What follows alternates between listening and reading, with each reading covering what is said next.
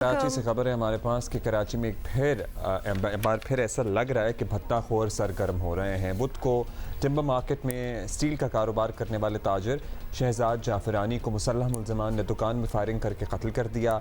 हमलावर मोटरसाइकिल पर सवार थे जो फायरिंग करके फ़रार हो गए। मकतूल का कसूर ये था कि उसने भत्ता देने से इनकार कर दिया था और ताजरों के मुताबिक शहर में भत्ताखोरी की वारदातें एक बार फिर पड़ना शुरू हो गई हैं और ताजरों को भत्ते की पर्चियाँ दोबारा, याद है ना आपको, मिल रही हैं। रवा साल अस्करी पार्क के करीब एक प्रोजेक्ट पर काम करने वाले 2 सिक्योरिटी गार्ड्स को फायरिंग करके जख्मी कर दिया गया था। प्रोजेक्ट के मालिक ने इस वाक़े को भी भत्ताखोरी का शाखसाना करार दिया था। उसका ये दावा था कि बैरून मुल्क से उसे कॉल करके भत्ता मांगा गया था। शहजाद जाफरानी कत्ल में भी ऐसी ही इत्तलात सामने आ रही हैं कि कराची में भत्ताखोरों के एक बार फिर सर उठाने से ताजर बिरादरी बहुत परेशान है। तशवीश की लहर दौड़ गई है, परेशान है। कराची की ताजर बिरादरी ने बड़े मुश्किल, आपको पता है, हालात देखे हो। You remember that time? I don't remember because I was not here, but definitely I've heard। जब हम कुछ साल पहले इधर कराची मूव हुए थे तो ये सारी बातें हमने सुनी, जो लोग हमारे दोस्त कराची में रहते हैं। लेकिन पिछले कुछ सालों में काफ़ी बेहतरी आ गई, लेकिन अब it seems that it is again happening. मेरा ख्याल है कि ये एक आध वाक़या तक ही महदूद रहे मामला तो बेहतर है। जी, रिपोर्टर जियो न्यूज़ ज़ीशान शाह हमारे साथ हैं। ज़ीशान, सबसे पहले तो बड़ी परेशान कुन बात है, कराची में एक ताजिर के कत्ल से मुतालिक बताया जा रहा है कि ये भत्ते के मामले पर टारगेट किया गया है इसको। तो पुलिस को ये शक कैसे हुआ, क्या वजूहात हैं इनके पीछे, बैकग्राउंड बताएं।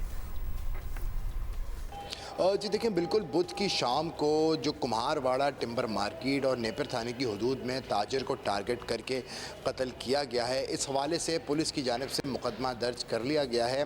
पुलिस की अब तक की इन्वेस्टिगेशन के मुताबिक जो ताजिर है उसके कत्ल के 20 मिनट के बाद उनके एक मुलाजिम राहिल के पास एक बैरून मुल्क से कॉल आई थी।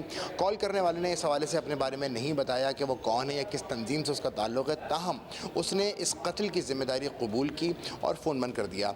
इस हवाले से पुलिस हुकाम से जो हमारी बात हुई है तो तफ्तीश के तौर पे जो मकतूल शहजाद जाफरानी हैं उनके मोबाइल की तफसीलात पुलिस ने ले ली है, उनके डाटा मंगाने के लिए भेज दिया गया है। इसके अलावा जो मुलाजिम ने बयान दिया है वो भी रिकॉर्ड कर लिया गया। पुलिस हुकाम का कहना है कि अब तक इन्हें कोई भत्ते की कॉल मौसूल नहीं हुई थी, लेकिन उनके ऊपर फायरिंग के वाक़े के बाद जब उनकी मौत हो गई थी तो 20 मिनट के बाद में ये कॉल आई उनके पास, जहाँ पे उनसे ये कहा गया इस कत्ल की ज़िम्मेदारी कबूल की गई और उसके अंदर जो भी बैरून मुल्क से कॉल करने वाला शख्स था उसने ये दावा किया है कि ये वारदात भी उसने करवाई है। पुलिस हुकाम से अब इस पुलिस हुकाम का कहना है कि मुख्तलिफ ज़ावियों इस वाक़े की तहक़ीक़ात की जा रही हैं ताकि असल हक़ाइक़ तक और असल मुल्ज़िमान तक पहुँचा जा सके। जबकि जाए वक़ुआ से 2 खोल मिले थे जिन्हें फ़ोरेंसिक के लिए भी भेज दिया गया है।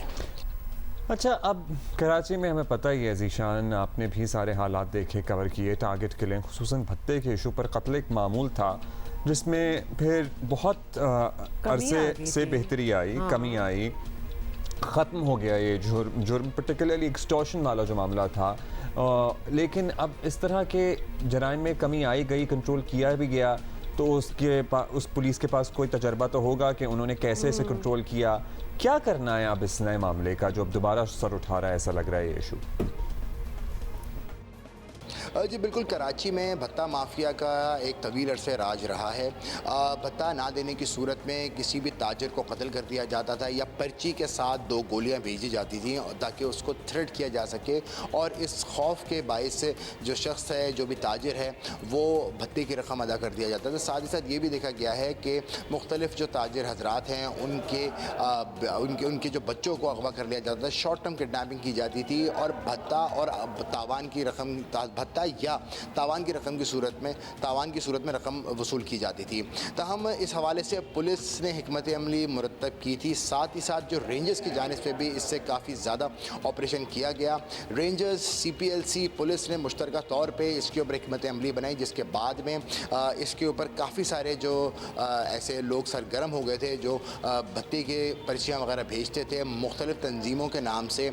लियारी अमन कमेटी का भी इसके ऊपर काफ़ी दफ़ा नाम आया। इसके अलावा मुख्तलिफ दहशतगर्द मर्दों की जानिब से भी कोट किया जाता था, लेकिन इसमें ज़्यादातर ऐसे लोग भी मिले जो कि किसी जान पहचान की सूरत में अपने रिश्तेदारों को इस तरीके से भत्ते की पर्ची बेचते थे। साथ ही साथ ऐसे अनासिर भी, ऐसे गैंग्स भी गिरफ्तार हुए जिनका काम ही प्योरली भत्ता माफिया का था, उनको ख़त्म किया गया। अच्छा, अब ये बताएं, ये तो सब कुछ हमें समझ आ गई, सब कुछ हो गया, लेकिन अब करना क्या है? क्या हुकाम इसे रोकने के लिए कोई प्लानिंग कर रहे हैं? रवां साल तकरीबन ऐसी सैकड़ों वारदातें रिपोर्ट हुई हैं जिसके अंदर भत्ता तलब किया गया है, लेकिन उसके अंदर मेजॉरिटी जो केसेस हैं वो ज़्यादातर देखने में आए हैं कि या तो कोई करीबी जो है वो फ़ोन के ज़रिए या जो मुख्तलिफ सोशल मीडिया की कॉल्स के ज़रिए थ्रेट करने की कोशिश कर रहा होता है ताकि उसे कोई रकम मिल सके।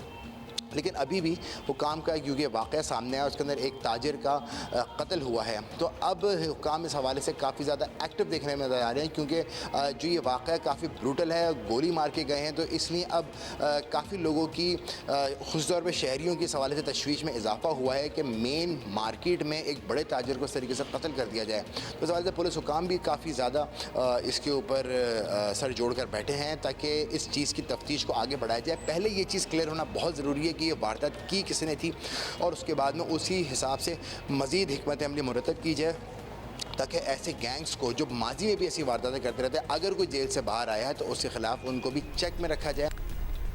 Alright Zeeshan Shah, thank you. ये डेफिनेटली अलार्मिंग है और इसको बिल्कुल अभी जिसको कहते हैं ना कि कंट्रोल ना किया गया तो because it has happened before, तो ये बिल्कुल आउट ऑफ कंट्रोल हो सकता है। सो ये एक आध वाकया जो हो गया, मेरा ख्याल है कि जैसे कहते हैं ना एक चीज़ पे फुल स्टॉप लगा देना, हाँ, उसको मतलब फुल जीरो स्टॉप टॉलरेंस लगा देना चाहिए। ये ज़ीरो टॉलरेंस पे है, होना चाहिए कराची में। आई एम श्योर चाहे रेंजर्स जिनके पास जिम्मेदारी है लॉ एंड ऑर्डर की मेंटेन करने की कराची में, वो उनकी भी जिम्मेदारी है और पुलिस तो है ही। सो उन दोनों को आई गेस इस पे देखना चाहिए कि क्या हो रहा है।